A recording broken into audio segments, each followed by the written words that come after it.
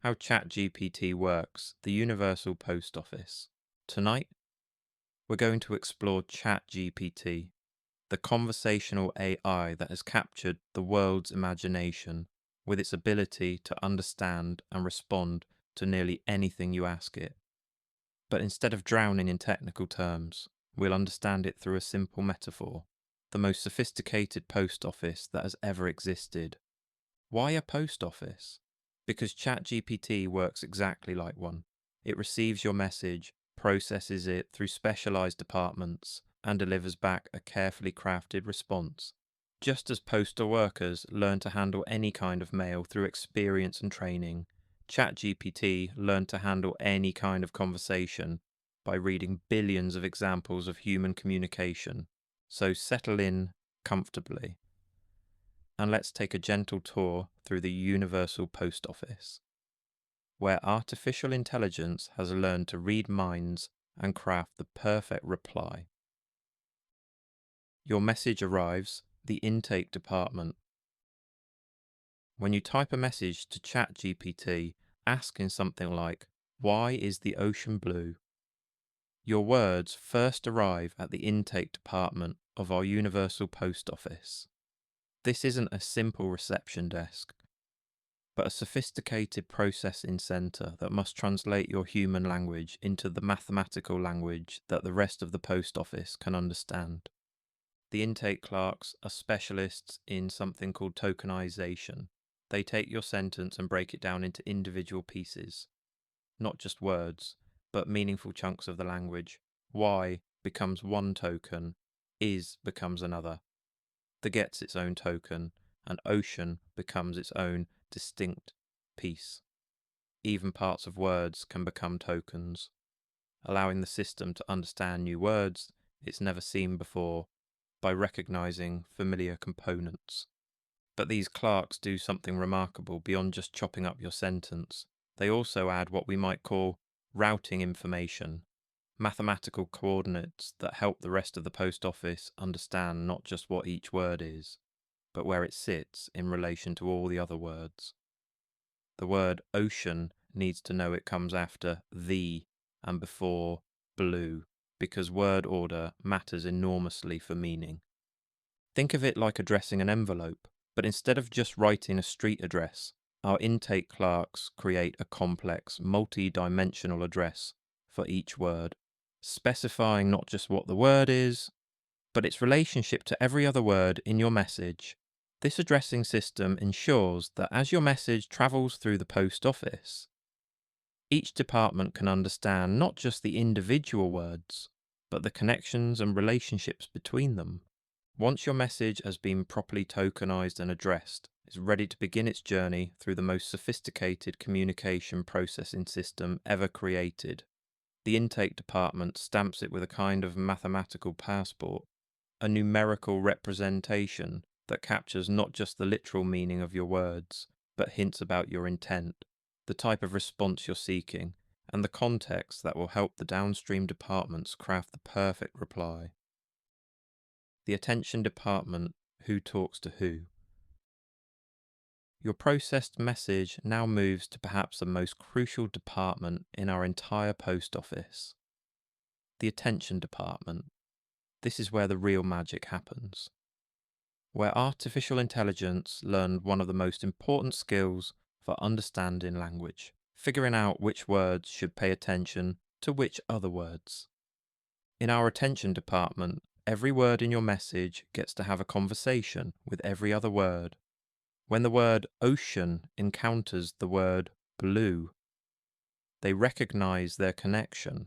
When Y meets is, they understand this signals a question requiring explanation. It's like a vast networking event where every word mingles with every other word, sharing information about their relationships and relevance. But here's what makes this department truly sophisticated. It doesn't just have one conversation happening. Instead, it runs dozens of parallel conversations simultaneously, each focusing on different types of relationships. One conversation might focus on the grammatical connections between words. Another might explore thematic relationships. A third might analyze the emotional tone.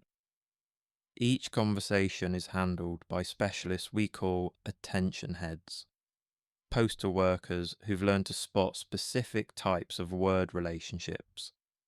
Let's follow your question, why is the ocean blue, through one of these attention conversations. The attention head specializing in question-answer relationships immediately spots that why is asking for a causal explanation. It connects this with blue as the phenomenon needing explanation and ocean as the subject. Meanwhile, another attention head focused on scientific topics recognizes this as a question about optics and natural phenomena. These conversations don't happen in sequence. They all occur simultaneously, like dozens of different teams examining your message from their own specialized perspectives. Some teams focus on grammar, others on meaning, still others on context and intent. Each team contributes their insights, building a rich, multifaceted understanding of what you're really asking. The attention department's output isn't just a processed version of your message, it's a transformed representation that captures not only what you said, but the web of relationships and meanings embedded in your words. Your simple question about ocean colour has been analysed from dozens of angles, with each word now carrying information about its connections to every other word, ready to be used by the downstream departments that will craft your response. The knowledge processing centres, flaws of understanding. With your message thoroughly analysed by the attention department, it now begins ascending through the main tower of our post office, a magnificent building with dozens of identical floors, each one a specialised knowledge processing centre. These floors work together like a symphony, each adding their own layer of understanding to your message. Picture each floor as a bustling office full of specialists. The clerks on floor 1 might focus on basic grammatical relationships and simple word meanings. Floor 2 builds on this foundation, recognizing more complex patterns and relationships. Floor 15 might specialize in scientific reasoning, while floor 23 could be expert at crafting clear explanations for general audiences. Your question about ocean colour visits every single floor. But here's the remarkable part. It doesn't just get passed from one floor to the next like a simple relay. Instead, each floor has access to both the original question and all the insights developed by previous floors. It's as if every floor keeps a copy of your original letter on every desk, ensuring that no matter how sophisticated the processing becomes, clerks never lose sight of what you actually asked. Let's imagine floor 8 receiving your ocean question. The clerks here have access to your original words, the attention relationships identified earlier, and the basic linguistic processing done by floors 1 through 7. They might specialize in scientific explanation, recognizing that your question requires information about light scattering, molecular interaction, and atmospheric physics. But floor 8 doesn't just identify relevant scientific concepts. They begin organizing this knowledge in ways that will be useful for explanation. They understand that a good answer about ocean color should probably mention that water itself is slightly blue, that scattering of sunlight plays a role, and that the reflection of the sky contributes to the effect we observe. Meanwhile, floor 12 might focus on pedagogical expertise, understanding how to explain complex scientific concepts clearly. They recognize that your question suggests you want an accessible explanation rather than a technical physics lecture. They begin considering analogies that might help, ways to make abstract concepts like light scattering more concrete and understandable. By the time your message reaches the upper floors, it has been transformed into something remarkable. Not just your original question, but a rich representation that includes relevant scientific knowledge, understanding of your apparent education level and interest, insights about the best ways to structure an explanation, and a sense of the tone and style that will make the response most helpful and engaging. Each floor adds value without losing the essential nature of your question. Flaw 30 might be thinking about how to conclude the explanation memorably, while flaw 35 considers whether to include related questions you might find interesting. All of this processing happens through the same fundamental mechanism. Specialized clerks applying their expertise while staying connected to your original intent. The Response Generation Workshop. Crafting your reply. At the top of our post office, Tower sits perhaps the most remarkable department of all, the Response Generation Workshop. This is where all the understanding developed by the lower floors transforms into actual communication, where knowledge becomes conversation, where artificial intelligence becomes remarkably human-like in its ability to craft helpful, engaging responses. The workshop operates like a master craftsperson's studio, but instead of working with wood or clay, these artificial artisans work with words, meanings, and the delicate art of communication. They face a fascinating challenge, taking all the rich understanding developed by the processing floors below and turning it into a response that feels personal, helpful, and perfectly suited to your specific question. The process begins with the workshop supervisors reviewing everything they know about your question. They understand you're asking about ocean color. They have access to relevant scientific knowledge about light scattering and molecular absorption. They recognize you probably want an accessible rather than technical explanation, and they have insights about effective ways to structure scientific explanations for general audiences. But now comes the creative part, actually choosing the words.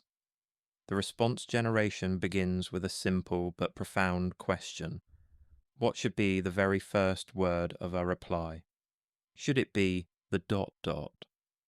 Jumping straight into explanation? Maybe, well, adding a conversational tone? Perhaps that's acknowledging your question before answering. The workshop considers all these possibilities simultaneously, drawing on patterns learned from millions of successful explanations. They've learned that acknowledging a good question helps establish rapport, that starting with the core concept maintains focus, and that a friendly tone makes scientific information more accessible. Word by word, the response takes shape. But this isn't random word generation. Each choice is informed by everything the post office has learned about your question. When they write, "The ocean appears blue due to," they're not just stringing words together. They're beginning a carefully structured explanation that will build from simple concepts to more complete understanding. As the response develops, the workshop maintains awareness of multiple factors simultaneously. They're ensuring scientific accuracy while keeping the explanation accessible. They're monitoring the length to provide enough detail without overwhelming. They're choosing examples and analogies that will make abstract concepts concrete and memorable. The attention mechanism continues to play a crucial role even during response generation.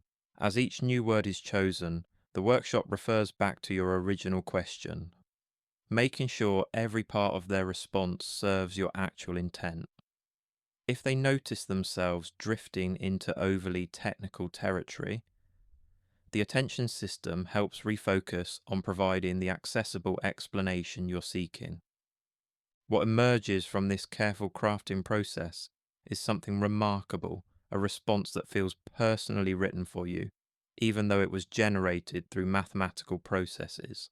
The workshop has successfully transformed mechanical prediction into something that feels like genuine communication, understanding, and helpfulness. The learning that made it possible. How our post office got so good. The remarkable capabilities of our universal post office didn't appear overnight. Every clerk, every department, every sophisticated process we've explored tonight, all of it emerged from perhaps the most extraordinary learning journey in the history of artificial intelligence. Our post office learned to understand and respond to human communication through a training process both elegantly simple and breathtakingly vast in scope. Imagine the first day our post office opened for business. Thousands of clerks reported for duty, each equipped with basic mathematical processing abilities, but none of them understanding what language was, what words meant, or how to craft helpful responses. They were like well-intentioned employees who spoke no human language and had never seen a letter before. The training process was beautifully straightforward in concept. The postal clerks would read and read and read, processing billions of examples of human text, books, articles, conversations, websites, every form of human written communication imaginable. But they wouldn't just read passively. Instead, they'd play a continuous guessing game, trying to predict what word would come next in each sentence they encountered. Picture a clerk reading "The ocean is" and having to guess the next word. Initially, with no knowledge of oceans or language, the guess would be essentially random. Maybe purple, or singing, or any other word from the vocabulary. But when they discovered the correct word was blue, they would adjust their internal understanding slightly. Learning that ocean and is together often predict colour words, and specifically that blue is commonly associated with oceans. This process repeated trillions of times, with every possible combination of words and contexts. The clerks learned that why is usually signals a question requiring explanation. They discovered that scientific questions often benefit from analogies and concrete examples. They gradually understood that good explanations build from simple concepts to more complex ones. But here's where the process becomes truly remarkable. The clerks weren't just memorizing word combinations. They were discovering the deep patterns that govern all human communication. They learned about cause and effect without studying logic. They developed understanding of analogies without taking courses in rhetoric. They gained intuition about what makes explanations clear and helpful, all simply through this process of predicting what comes next. The attention mechanisms we explored earlier played a crucial role in this learning.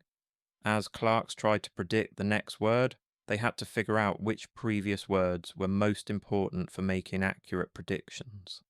This taught them that pronouns usually refer back to recent nouns, that questions require certain types of answers, that scientific explanations follow particular patterns. Through exposure to millions of examples of successful communication, our clerks gradually developed something approaching wisdom about language. They learned not just what words mean, but how to use them effectively, how to structure information clearly, how to adapt their communication style to different contexts and audiences. The scale of this learning process is almost incomprehensible. Our clerks processed text equivalent to millions of books, absorbing not just information, but the patterns that make communication effective. They learned from the best human teachers, writers, scientists, and communicators, gradually developing their own sophisticated understanding of how to share knowledge helpfully and engagingly. Following real messages through our post office. Let's now turn to 5 examples of ChatGPT in action. Example 1. A simple question. What's the capital of France? Let's follow a simple question through our entire post office system, watching how even the most straightforward message gets processed with remarkable sophistication. Your message, "What's the capital of France?" arrives at the intake department. The tokenization clerks break it down. What becomes one token, S gets its own token, there becomes another, capital gets processed, of receives its token, and France completes the sequence. Each word gets its numerical address, its position in the sentence, creating a mathematical map of your question. Moving to the attention department, something beautiful happens. The word "what" immediately signals this is a question requiring a factual answer. It connects strongly with capital. Recognizing this asks for a specific type of geographic information. France becomes the key focus, the subject of the inquiry. Meanwhile, other attention heads recognize the grammatical pattern, the formal structure of the question, and the type of response expected. As your message ascends through the processing floors, floor 3 might specialize in geographic knowledge, immediately recognizing France as a European country and capital as referring to its primary city. Floor 7 could focus on factual responses, understanding that this question has one correct answer that should be stated clearly and directly. Floor 12 might handle response formatting, recognizing that simple factual questions often benefit from brief. Direct answers followed by perhaps a bit of additional context. Floor 18 could specialize in educational value, considering whether to add interesting details about Paris that might enhance your understanding. In the response generation workshop, the craftspeople face their first decision. Should they answer with just Paris or provide a more complete response? The workshop draws on patterns learned from millions of similar exchanges. Recognizing that while Paris alone answers your question, a slightly more detailed response feels more helpful and conversational. They craft something like, the capital of France is Paris.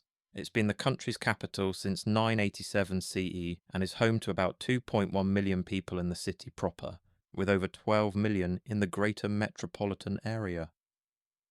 This simple exchange demonstrates how even basic questions trigger sophisticated processing. The post office doesn't just retrieve stored facts, it understands context, considers what level of detail would be most helpful, and crafts response that feels personal and appropriately informative. Example 2. A complex request. Can you help me write a professional email declining a job offer? Now let's trace a more complex message through our post office, one that requires creativity, social understanding, and careful tone management. At intake, this longer message gets tokenized into many more pieces.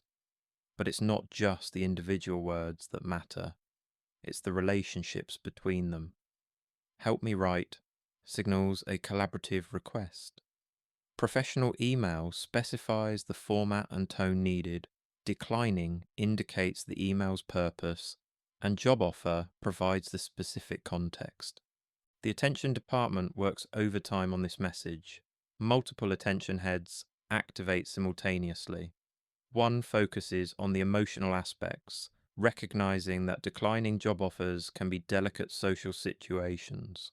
Another analyzes the professional context, understanding the need for courtesy and professionalism. A third examines the structural requirements, knowing that professional emails have specific formatting and tone expectations. The word declining connects strongly with professional, indicating this needs to be handled diplomatically. Help suggests you want guidance rather than just a generic template. The attention system recognizes this as a nuanced request requiring both writing skill and social intelligence. Floor 15 might specialize in professional communication, recognizing the key elements that effective job decline emails typically include: expressing gratitude for the opportunity, clearly stating the decision, maintaining positive relationships, and leaving doors open for future possibilities. Floor 23 could focus on tone management, understanding that declining opportunities requires a careful balance, being clear about your decision while remaining warm and appreciative. This floor considers phrases that convey respect without over-explaining or seeming insincere.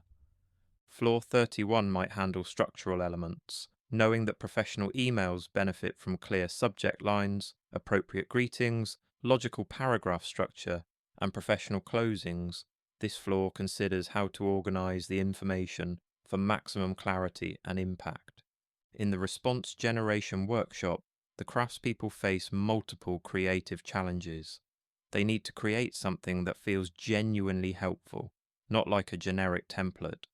They must balance professionalism with warmth, clarity with diplomacy, brevity with completeness. They begin crafting a response that acknowledges your request, provides a sample email, and includes guidance about customization. Something like, I'd be happy to help you write a professional job decline email. Here's a template you can customize. Subject, thank you for the opportunity. Position title, dear hiring manager's name. Thank you so much for offering me the position title role at company name.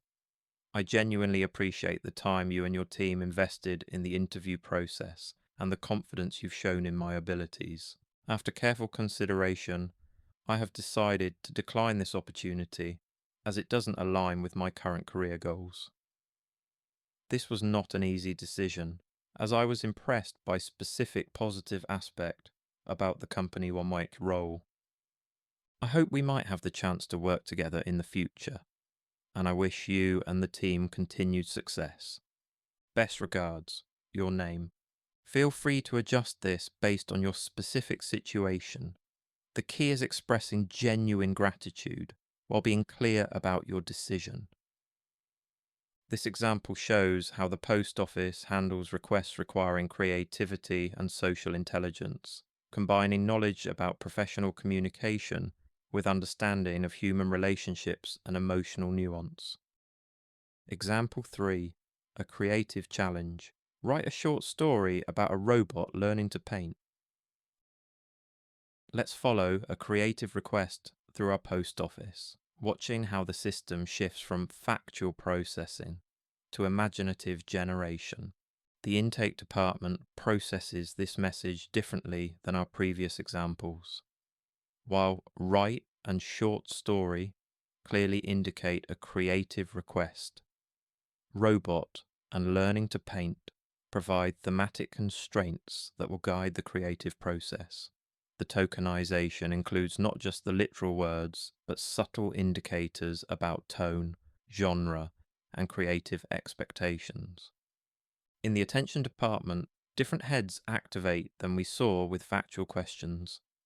Creative attention heads focus on thematic relationships, recognizing connections between robot and concepts of artificial consciousness, between learning and growth narratives, between painting and artistic expression.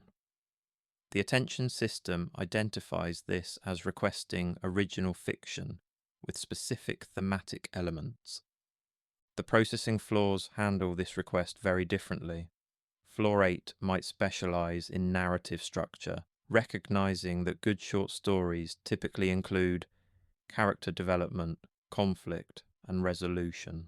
Floor 16 could focus on creative themes, understanding that stories about robots learning human activities often explore questions about consciousness, creativity, and what makes us human. Floor 24 might handle descriptive language, knowing that stories about art benefit from vivid sensory details, color descriptions, and emotional resonance. Floor 35 could specialize in character development, considering how to make a robot character relatable and compelling to human readers. Floor 42 might focus on thematic depth, recognizing that the best robot stories often serve as metaphors for human experiences, exploring themes of learning, creativity, perseverance, and self-discovery through the lens of artificial intelligence. The response generation workshop faces entirely different challenges here. Instead of retrieving factual information or following professional templates, they must create something original, engaging, and emotionally resonant. They draw on patterns learned from thousands of stories, understanding narrative pacing, character development, and thematic coherence. The workshop begins crafting an original story. The Colour of Understanding, Unit 7, had been programmed for precision, every movement calculated, every task executed with mechanical perfection, So when Dr. Chen placed the paintbrush in its metallic fingers and said, "Create something beautiful," Unit 7's processors whirred in confusion.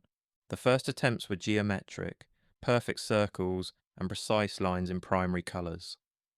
"Art isn't about perfection," Dr. Chen said gently. "It's about feeling." Feeling? Unit 7 searched its databases.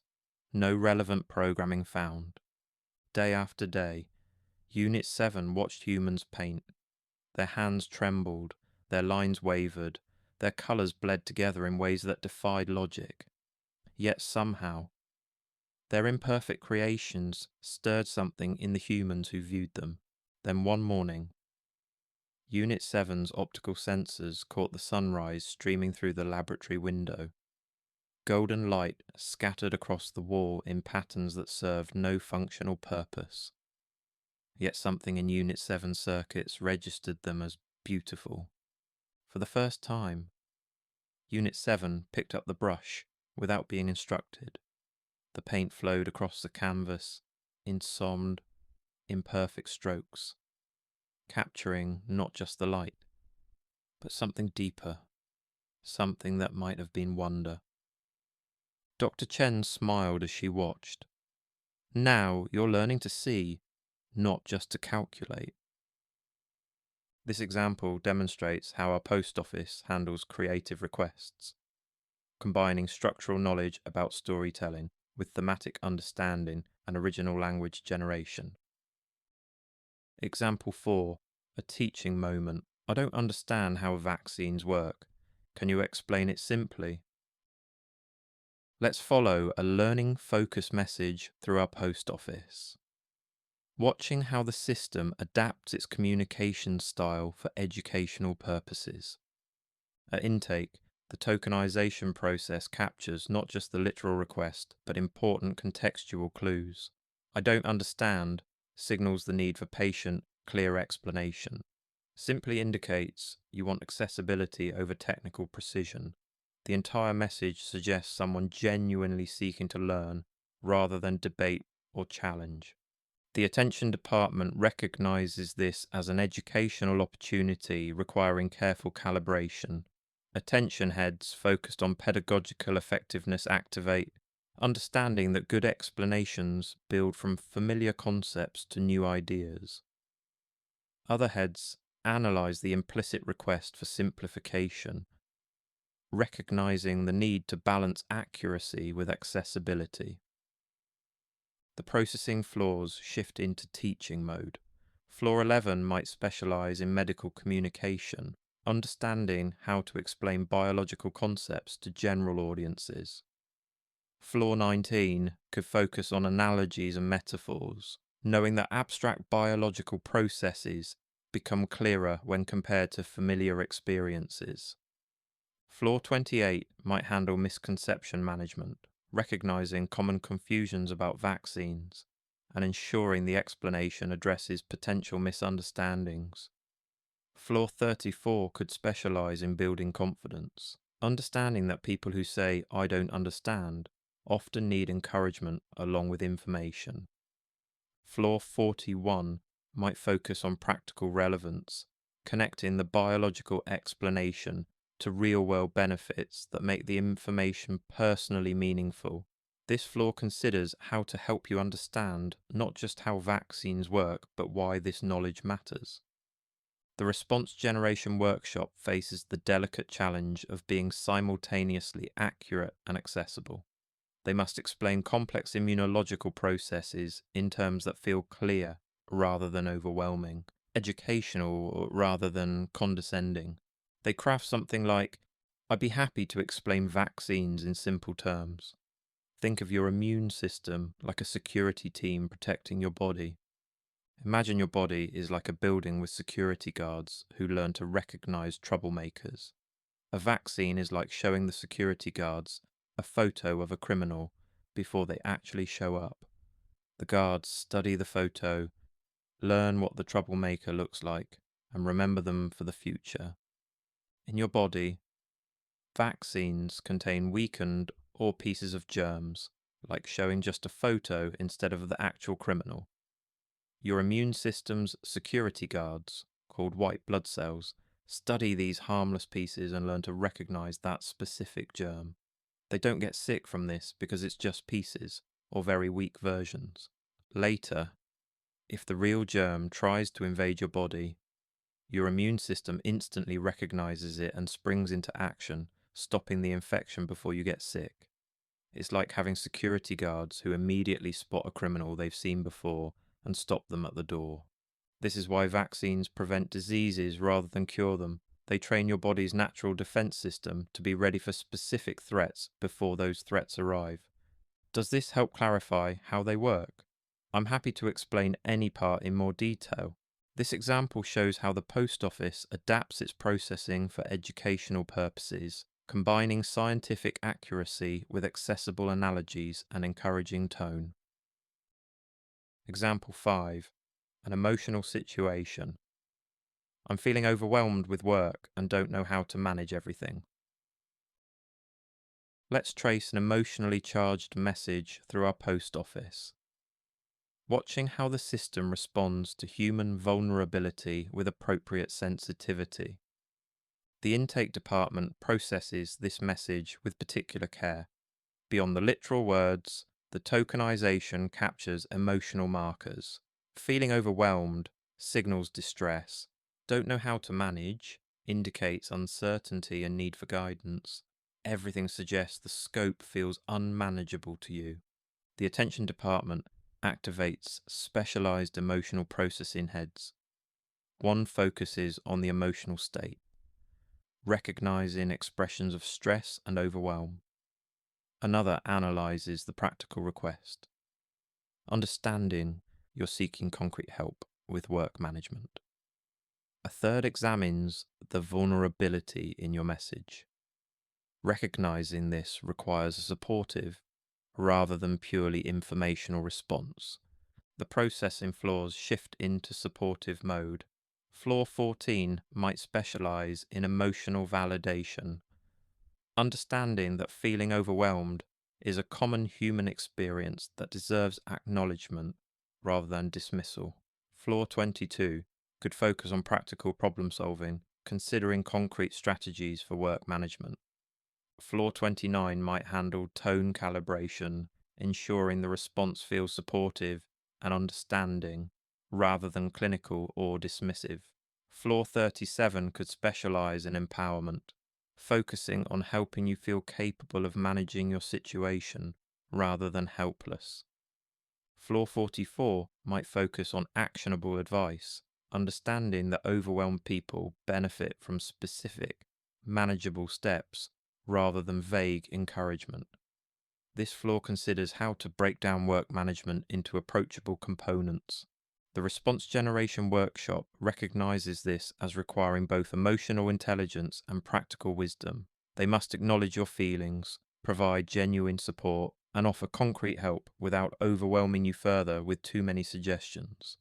They craft something like, "I hear that you're feeling overwhelmed, and that's completely understandable. Work can pile up in ways that feel impossible to manage, and those feelings are valid. Let's break this down into manageable pieces." Sometimes, when everything feels overwhelming, it helps to step back and organize our thinking. First, take a breath. Overwhelm often makes everything seem equally urgent when it's not. Try a simple brain dump. Write down everything that's on your mind work-wise. Don't organize it yet. Just get it all out of your head and onto paper. Then categorize. What's actually urgent versus what just feels urgent? What are you responsible for versus what others should handle? Pick just 3 things for today or tomorrow, not everything. Just 3 manageable tasks that would make a real difference. Remember, you don't have to solve everything at once. Most work overwhelm comes from trying to hold too much in our minds simultaneously. How does this feel as a starting point? We can talk through any specific challenges you're facing, one piece at a time. This example demonstrates how our post office handles emotionally sensitive messages, combining empathy with practical support. The pattern behind the examples. As we've traced these different messages through our universal post office, you've witnessed something remarkable. The same systematic processing, the same attention mechanisms, the same collaborative departments handle factual questions, creative requests, teaching moments, and emotional support with equal sophistication. What changes isn't the fundamental processing system, but how that system adapts its focus, its tone, its knowledge selection, and its response crafting to match your specific needs. The post office has learned through exposure to billions of human interactions that different situations call for different approaches, and it's developed the flexibility to shift its processing accordingly. Whether you're seeking simple facts, creative assistance, patient education, or emotional support, the artificial clerks in our post office draw on the same vast learning, the same attention to context, and the same commitment to helpful communication, adapting their expertise to serve whatever you truly need. Conclusion: the magic of systematic understanding. As our gentle tour through the universal post office comes to a close, it's worth marvelling at what we've discovered together. ChatGPT, one of the most sophisticated artificial intelligences ever created, operates through processes that are both remarkably systematic and almost magically effective. From your simple question arriving at the intake department, through the complex conversations in the attention department, up through dozens of floors of specialized processing, to the careful crafting in the response generation workshop. We've traced the journey of how artificial intelligence transforms your words into understanding, and understanding into helpful communication. The post office metaphor reveals something profound about how artificial intelligence actually works.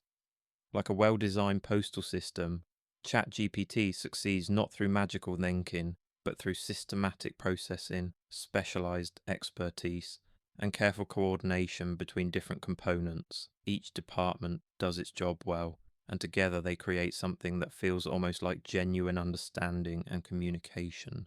But perhaps most remarkably, all of this sophisticated capability emerged from the simple process of learning to predict the next word. Through patient exposure to billions of examples, through countless tiny adjustments and improvements.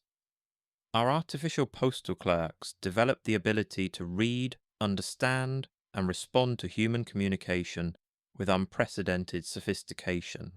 As you drift off to sleep tonight, you can appreciate that every interaction with ChatGPT represents a small miracle of artificial intelligence, millions of specialized components working together, drawing on patterns learned from the vast library of human communication, crafting responses that feel personal and helpful, all through the elegant coordination of our universal post office. Sweet dreams, and remember that in this remarkable era, artificial minds have learned to understand and respond to the complexity and beauty of human language, one carefully chosen word at a time.